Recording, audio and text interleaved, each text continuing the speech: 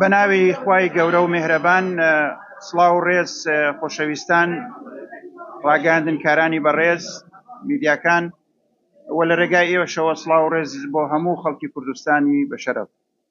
ئێمە وەکو فراکسیۆنی یەکگرتووی ئیسلامی کوردستان ئەمانەوێ هەڵوێستێک تۆمارکەین و هەندێک زانیاری بدەینە ڕای گشتی سەبارەت بەو بارودۆخی کە ئێستا هەرێمی کوردستان و ناوچەکە پیا تێپەڕێ بە تایبەتیش بارودۆخی موچەخۆران و بارودۆخی هاوڵاتیان.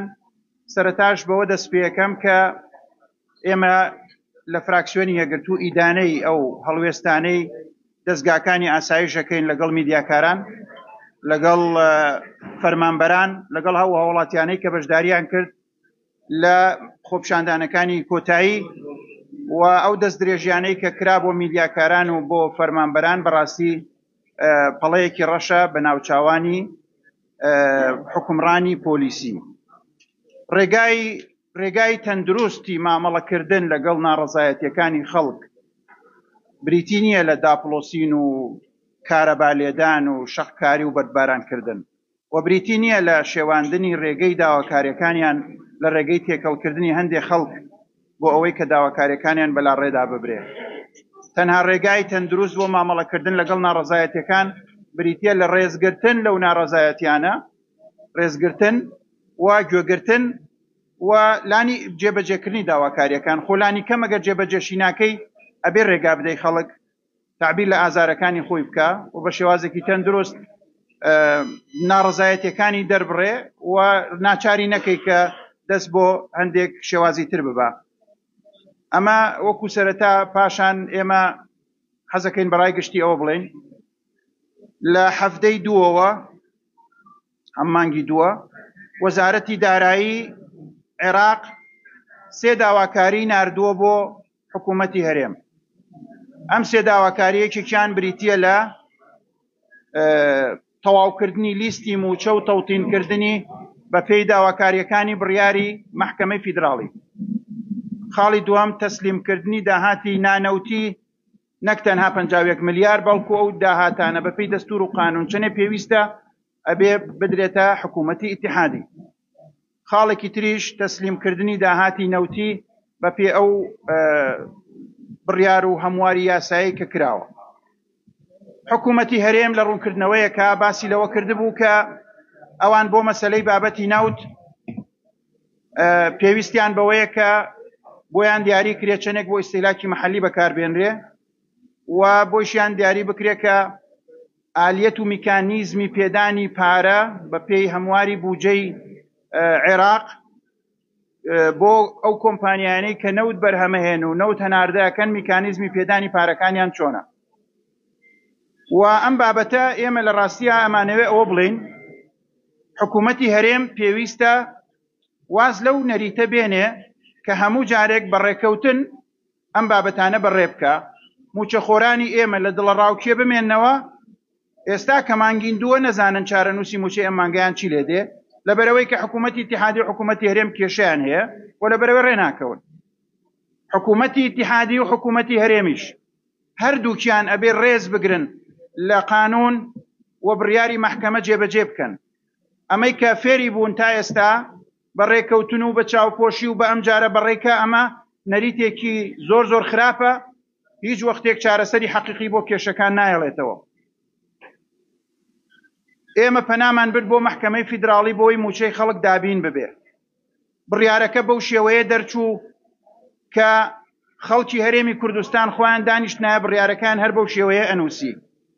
ئەمەش جێگای تەقدیر و سوپاسە بۆ مەحکەمەی ئیتیحادی کە لەسەر داواکەی ئێمە موچەخۆرانی مسۆگەر کرد، بەڵکو موچەی چاودێری کۆمەڵایەتیش و هەروەها موچەی خانەنشینانیش. بۆچی حکوومەتی هەرێم ناتوانێت سوود لەم دەرفەتانە وەربگرێ؟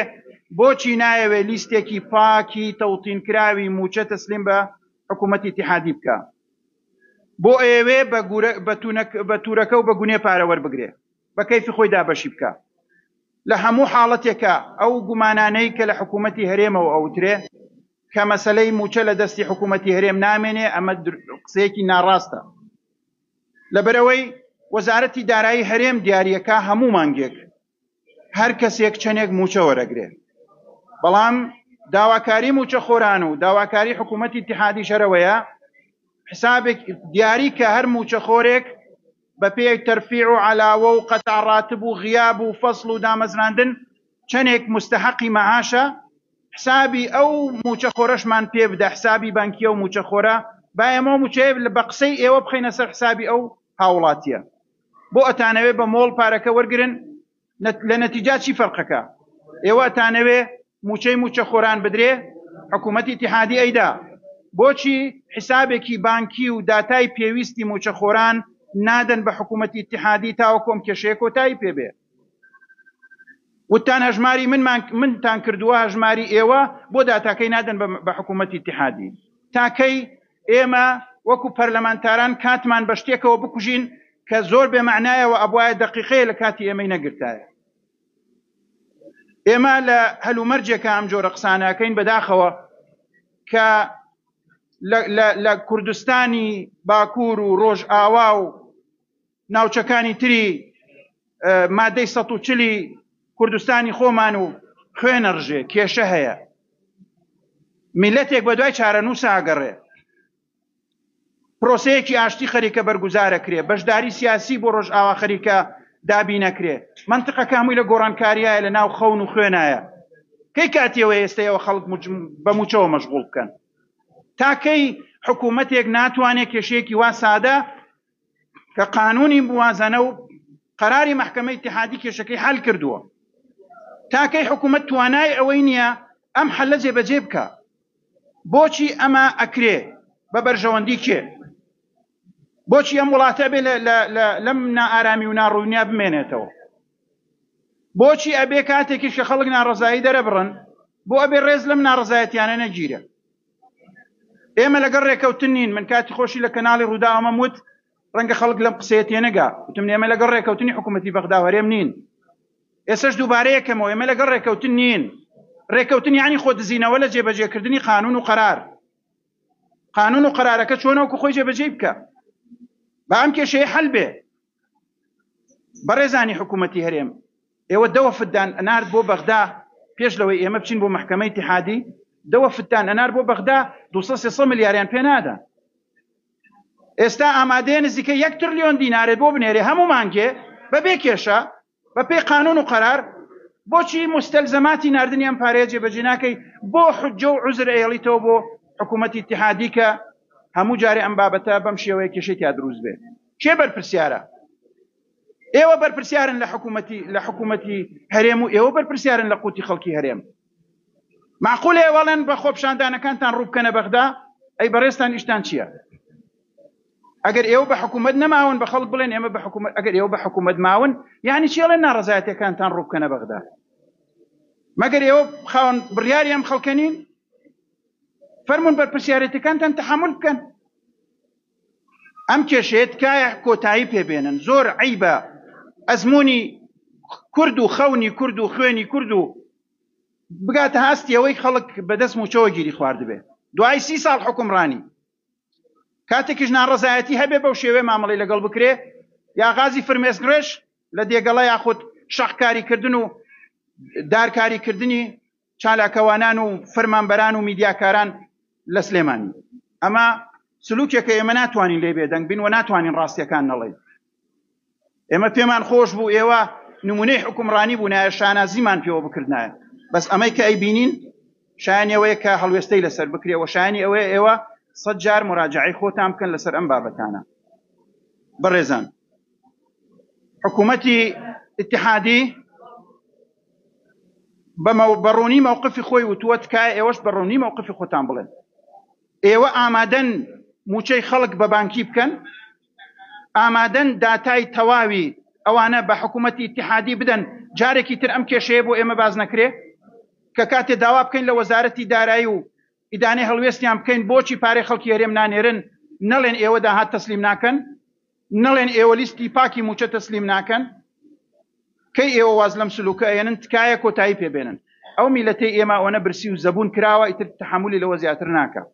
و پێم وانییە ئەمە شتێک بێ، یعنی شتێکی جوان بێ، شانازیەک بێ، ئێوە بتانێ بیهێڵنەوە و خەڵک مەشغوڵ مەکەن بەم قەزیانەوە. لە کاتێکا وتم خەڵک ئێستا چاوی بڕیوەتە ئەوەی شەڕی دەیان ساڵ لە تورکیا بۆ میلەتی ئێمە کۆتایی پێبێ پرۆسەیەکی ئاشتی بکرێ کورد ببێ بە خاوەنی قەوارەیەک لە سووریا و بەشدارێکی سەرەکی حکومڕانی بێ لە دیمەشق خەڵک چاوی بڕێتە ئەم بابەتانە ئێوە خەڵکتان مەشغوڵ کردو بەم شتە بێ معنایانەوە ئەمە زۆر بەڕاستی جێگەی پرسیاری گەورەیە کاتان لێکەین ئەمە کۆتایی پێبێن زۆر سپاس جەنابی مامۆستا گەر شتێک پێکەن بەناوی خوای بەخشندەی میهرەبان زۆر بە گەرمی بە خێراتنی هەموو لایەکەکەین و سوپاسی ئێوە ئاکەین کە ڕاستیەکان ئەتانەوێت بۆ خەڵکی کوردستان بگوازنەوە بەڕێزان ئێمە جارێکی تر بەناوی فراکسیۆنەوە ئیدانەی ئەو پێشێلکاریەکەین کە بەرامبەر ڕۆژنامە نووسان و کەناڵەکانی ڕاگەاندن هەم لە بێگەڵاوە هەم لە عربەت بەداخەوە لەم دوایانە ڕوویدا ئەوە پێمانەڵێت لە باشترین بەڵگەدا کە دەسەڵاتدارانی هەرێم تحملی ئەویان نەکرد بۆ چەند کاتژمێرێک بەرژەوەندی خۆیان بکەوێتە مەترسیەوە لە کاتێکا 33 ساڵە بەرژەوەندی خەڵکی کوردستانی خستۆتە مەترسیەوە لە کاتێکا 33 ساڵە یاری بەقوت و بژێوی هاوڵاتیانی هەرێمی کوردستانەکەن لە پێناوی بەرژەوەندی حیزبی و بەرژەوەندی هەندێک کەسی دیاریکرا و بەرژەوەندی بنەماڵەکان بەداخەوە هەمومان ئەزانین لە دوای بڕیارەکەی دادگای فیدراڵی ئاسۆیەک بۆ خەڵکی کوردستان بەدی هات کە ئەویش کێشەی موچە کۆتایی پێبێ بەڵام هەرێمی کوردستان نایەوێت کێشەی خەڵکی کوردستان کۆتایی پێبێ ئەوێ قوتی خەڵک لەبەر دەستی خۆیان بێ بۆ ئەوی بەکاری بێنێ بۆ ئەو کاتانەی سوودی لێ ئەبینێ ئەم دەسەڵاتدارانەی لە هەرێمن من دڵنیاتانەکەمەوە ئەگەر موچەی خەڵکیان بەدەست نەمێنێ بۆ مانایی کە لە دەستی خۆیان نایە و هێزی چەکداریان لا نەبێ دڵنیا بن بەرگەی یەک انتخابات ناگرن لە کوردستانە بەڵام کاتێک ئەم فشارەکەن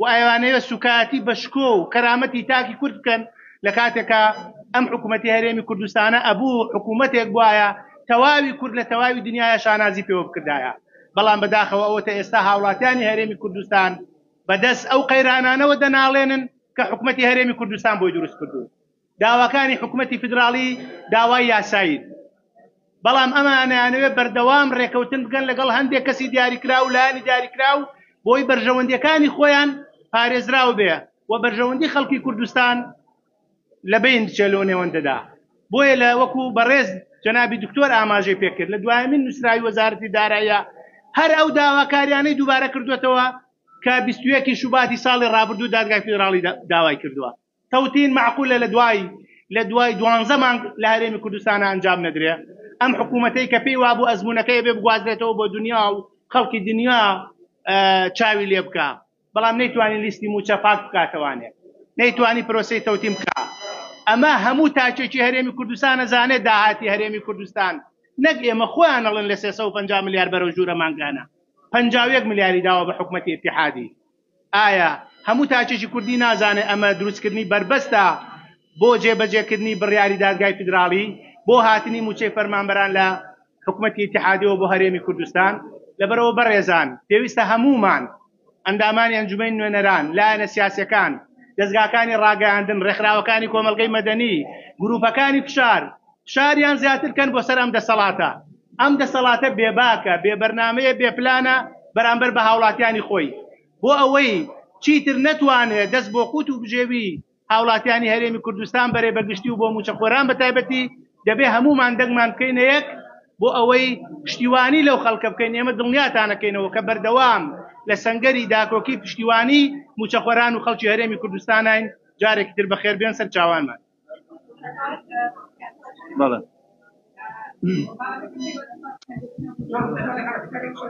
وأولا خلي الجماعة يسكتون ورا من فضلك خليهم يسكتون من ورا وبعدين نحكي فرموا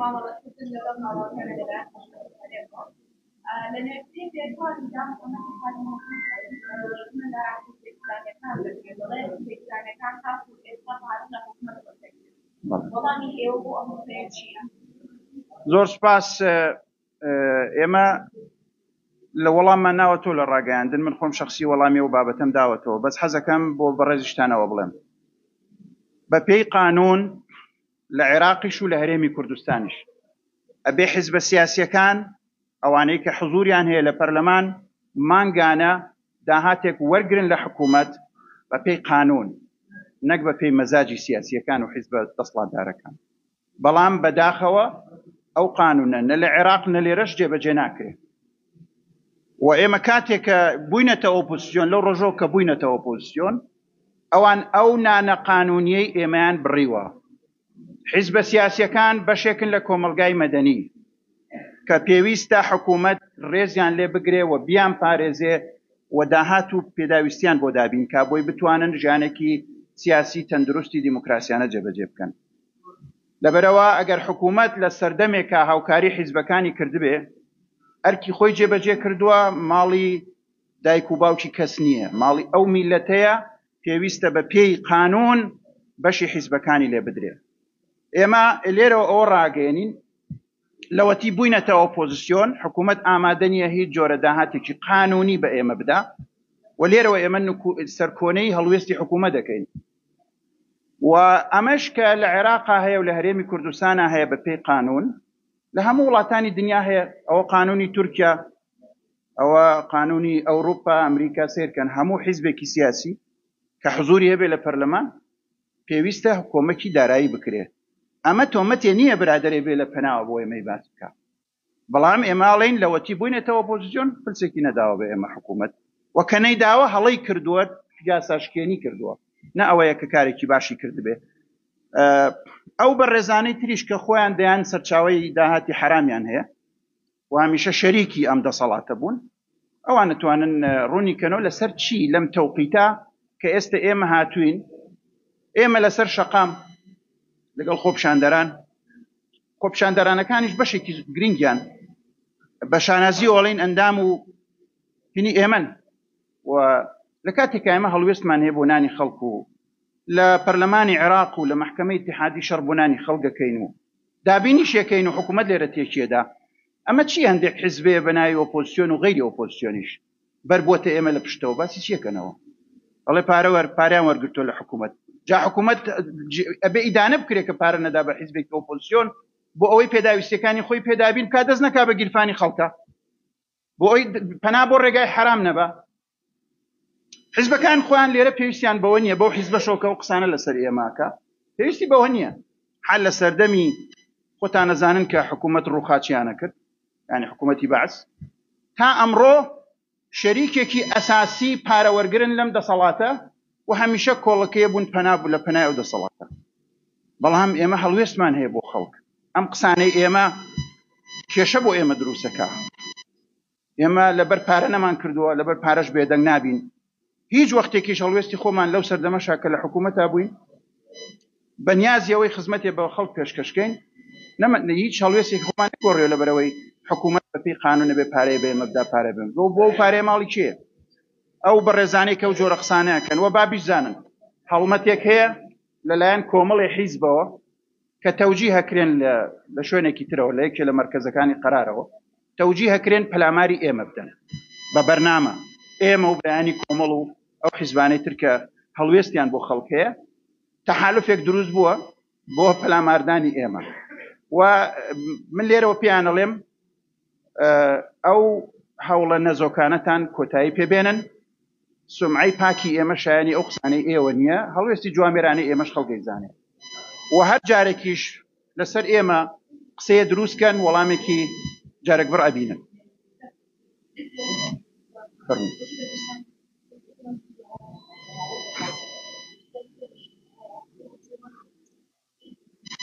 خاڵی یەکەم برادرانی یەکێتی و تەوتین با خۆیان جواب بدەنەوە، بەڵام حیزبێکی وەکو یەکێتی کە تەوتینی کردبوو بە ئاڵایەک هەڵی گرتبوو لە ئینتیخاباتە کە تەوتینتان بۆکەین و نوێنەری بوتەبێژی فەرمی یەکێتی بە محازەرە تەنزیریە کرد کە فەرق چییە لە بینی تەوتینەکەی عێراق و لە بینی هەژماری من و ئیدانەی ئەکرد و بە مافخواردنی خەڵکی ئەزانی و بەمە دەنگیان کۆ کردەوە بڕۆن ئێستا وعدەکانیان بەرنەسەر لەسەرەوەی کە فەرموو هەڵوێستان چییە. ئێمە هەمیشە زانیومانە برادران یەکێتیکەی کێشیان لەگەڵ پارتی حەل بوو، داواکاریەکانی حیزبی و شەخصی خۆیان جێبەجێ بوو، قەزیی خەڵک قەزیەک نییە لەلای ئەوان بەداخەوە. موچەی مانگی دوو من ئێمەم کۆنگرێمان بۆچی گرتووە، هێشتا مانگەکە تەواو نەبووە، داواکەین فشارە خینە سەر حکوومەت، هەردوو حکوومەت بۆی کێشە موچەی خەڵک دروست نەکەن. چی لێ دێ هێشتا مانگ ماوە و مەفروضە ئێستا بەهاتایە و ئەگەر نێت ئێمە لێرەوە ئەڵێن بە وازحی و بەڕوونی ئەگەر یەک خەت غەڵەت لە حکوومەتی ئیتیحادی هەبێ 100 غەڵەت لێرە هەیە.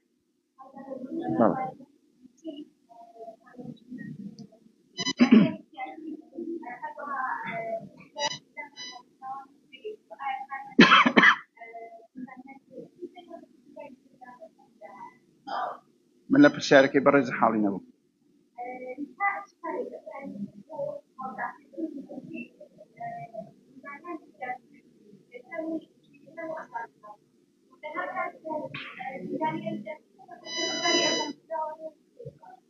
ئەمەش یەکێکی ترە لەو کێشانەی کە بەڕاستی حکوومەتی هەرێم نە وەفادار بووە نە یاسای جێبەجێ کردو بۆی مەسەلەی موچەی زیندانی سیاسی و شەهیدان و کۆمەڵێک هەڵەی کوشندەی تیا کردووە و نەیشی توانیوە لە سەرەتای گۆڕانکاری عێراقەوە ئەمە لەفە بخاتە ئەستۆی ئەو حکوومەتەی بەغدا کە وارسی ڕژێمی پێشووە. شەهید و زیندانی سیاسی بەسڕە و سلێمانی و دۆک فەرقی نییە و ئێمەم قسەمان بەڕوونی بە سەرۆکوەزیرانی عێراقی پێشوو کاظمی من خۆم پێم وتووە کە ئەمە ئەبێ لە ئەستۆی حکوومەتی فیدراڵی بێ لەبەرەوەی ئێوە وارسی ڕژێمی پێشووە. بەڵام بەڕێزان بەداخەوە حکوومەتی هەرێم دوو جار ئەم کەیسەی دۆڕاند و هێشتاش نەی دۆڕاندۆ بە تەواوەتی ئەگەر بێوێ ئیشی لەسەرکاوە ئێمەش ئامادەین هەموو شەڕێک بۆ ئەم بابەتە بکەین و ساڵەهای ساڵیشە. من خۆم بە شەخسی 3 دەورەیە لە پەرلەمانم لە زیندانە سیاسیەکان بپرسن بزانە کێ لە هەموو کە زیاتر چوە بەدەم داواکاریەکانی ئەوان و کێشەکەی بۆ جوڵاندون. و لێرەوە ئەڵێم دوو جارێکیان وتی لە ساڵ 17 بودجەی عێراقمان بنێ ئێمە خۆمان قەرەبووی شەهیدان و زیندانی سیاسیەکەینەوە نەشی کردەوە بەو جۆرە کردی کە کردی. ئێستا زیاتر لە 5-6 وەجبە خەڵکی زیندانی سیاسی هەیە هەوێیان بۆ کردوون یەک فلسیان بۆ سەرف ناکەن. ئەوانەشی کە بۆیان کردن نیوە کەمتری ئەوەیان پێدان کە لە عێراق بە زیندانی سیاسی ئەدرێ و بۆ ماوەی 10 ساڵ و ئەوەشیان بڕیوە 10 ساڵەکانیان بڕیوە ئەمانی تریش ناخەنە جێگەی هیچ جهدێکی حەقیقیش نییە. من ڕێزمەیە وەزارەت هەر قسەیە بکایە هیچ جهدێکی حەقیقی نییە کە ئەم کێشەیە لە ڕیشەوە چارەسەر بکرێ.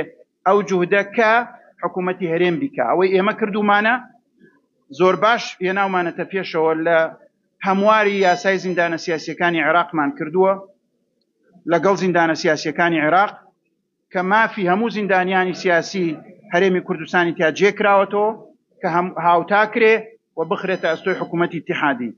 بەس فەرموو حکوومەتی هەرێم هاتووە لەو جوهدە بپرسێتەوە بۆ ئەوەی دەری بێنێ لە چووەتە مەجلیسی دەولەش 7 جاری زیاتر لێ من متابعەم کردو. آخر جاریش لەسەر داوای من جێگری سەرۆکی پەرلەمان عێراق سەرۆکی زیندان پێم وت سەرۆکی زیندانە سیاسیەکان بانکە لەگەڵ مەجلیسی دەولە بۆ ئەوەی بزانین ئەم هەمواری یاسایی کە مافی خەڵکی ئێمەیتیایە بۆ تەواو نەبوو لە مەجلیسی دەولە. ئەوەش سەرۆکایەتی پەرلەمان لەسەر ئەو جوهدە شایەتە کە بە داوای ئێمە کراوە و لە دوای ئەوەش من زەختم کردوێتەوە لە سەرۆکایەتی پەرلەمان لە بەڕێ جێگری سەرۆکی پەرلەمان کتاب بکەرەوە سەر مەجلیسی دەولە بڵێ قانونی زیندانە سیاسیەکانی هەموارکراوی عێراق مافی زیندانی سیاسیەدا بە هەموو ئاوارەکانی هەڵەبجە لە 2013ەوە لەگەڵ ڕەفحا ئەبوایە خەڵکی هەڵەبجە موچەی زیندانی سیاسی وەرگرتایە. زیندانە سیاسیەکانی عێراق ئەڵێن ئەم قانونە بۆ هەڵەبجە پێویستی بە تعدیلە کە هاتن بۆ لای ئێمە لە بەرچاوی هەموویانە پێم ئیسبات کرد کە پێویستی بە تعدیل نییە بۆ ئینفازی ناکەن. و بۆچی ئەو قانونەی تر کە بۆ هەموو زیندانە سیاسیەکانە و بۆ هەڵەبجەشی تایە هەموار کراوە لە مەجلیس دەولێ 1 ساڵە من بەدوای ئاچم بۆ ناجوڵێ لە مەجلیس دەولە. لەبەرەوە ئێمە هیچ وەختێک تەقسیرمان نەبووە لە متابعەکردنی ئەم کەیسانە. بەڵام بەڕاستی حکوومەتی هەرێم مقصرە. حکوومەتی هەرێم کە وەکو کیشەی موچەخۆر و خانەنشین و چاودێری کۆمەڵایەتی ئەیبەی لە محکەمەی ئیتیحادی بۆشمان چارەسەر کرد ئەوە تا ئەبینن چیەکە لەگەڵ ئەم مەوزوعە. هێشتا هەر کێشەی موچە و خانەنشین و چاودێری کۆمەڵایەتی حەل نەکردووە. زیاتر لە 10 شەریحە لە عێراقا چاودێری کۆمەڵایەتی وەرەگرێ ملیۆنەها خەڵک لە هەرێمی کوردستانە تەنها کەمەندامە 150,000 هێنێ مانگ هێنێ و 2 مانگ ناهێنێ. ئەم زوڵمە لە خەڵکی هەرێم بۆ حکوومەتی هەرێم. ئایا ئێمە هاوڵاتێکی دەرەجە دوین لە عێراقا؟ ئەمە موازنە و بوجەی هەموو عێراق نییە؟ بۆچیە بێ خەڵکی ئێمە چاودێری کۆمەڵایەتی نەبێ و زیندانی سیاسیەکەی ئاوا بێ و شەهیدانەکەی ئاوا بێ و ئەمە جوابێکە ئەمە هەرچمان لەسەر کردومانە ئەمەش کە ئێستا من لەم کۆنگرەیە قساکەم بەشێکی ترە لە هەوڵەکانی ئێمە بۆ خۆنواندن ئەم قسانە ناکەین بەشێک لە ئەرکی پەرلەمانتاران دروستکردنی فشارە لەسەر هەردوو حکوومەت و پێشکەشکردنی زانیاریەکانە بەڕای گشتی بۆی کە ببێتە فشار لەسەریان ئێمە ئەم کۆنگرانە بۆ ئەوواکەین بڵێن ئەوە مانگی دووە تکایە وەکو 11 لێ مەکەن وەکو 12 لێ مەکەن بە سەرنگون بوو فەرمونون پێداویستەکان جێبەجێ بکەن ئەگەر ناشتانەوە جێبەجێکەن ڕوون و ئاشکرا بڵێن ئێمە احترام لە قەراری مەحکەمە و قانونی موازنەی عێراق ناگرین ئەگەرێشی گرنگ کاکە جێبەجێکەن تۆ ئەڵێ موچەی موچەخۆرانم بەرێ ئەویش ئەڵێ لیستێکم بەرێ و حسابی بانقی بۆ نایەتێت خۆ هەر لە نەتیجا تۆ موچەخۆر دیار تۆ موچەخۆر تەعینەکەی تۆش هەموو مانگێک تۆ ئەڵێ موچەکەی چەنە و حکوومەتی عێراقم داتایە لە تۆ وەرەگرێ ئەدە ناوەکەی و ڕقم حسابەکەی بەرێ بابی خاتە سەری ئەمە بۆ ئەماکە نەکێشە زۆر سوپاس بەڕێزان